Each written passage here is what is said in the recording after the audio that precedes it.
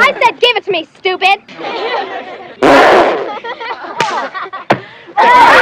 Telling my mother! We'll see!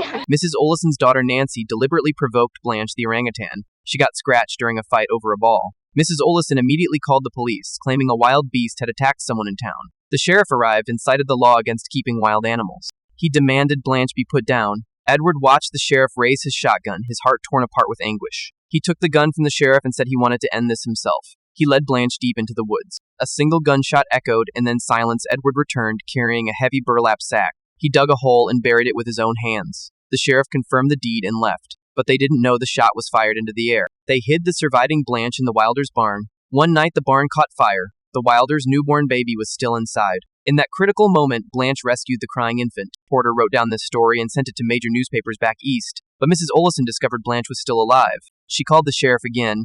Edward refused to reveal where Blanche was hidden. The sheriff flew into a rage and threatened to throw Edward in jail. To protect Edward, his friend had no choice but to give up Blanche's hiding place. The sheriff and his men arrived at the barn. Blanche's fate seemed sealed. Edward embraced Blanche one last time and whispered goodbye in her ear. The sheriff raised his gun but couldn't pull the trigger. Edwards! That dad-blamed ape ran off into the bushes. Now you get up there and get her, I'm gonna take you in. Edward froze and instantly understood what the sheriff meant. In the end, Blanche found the best home possible.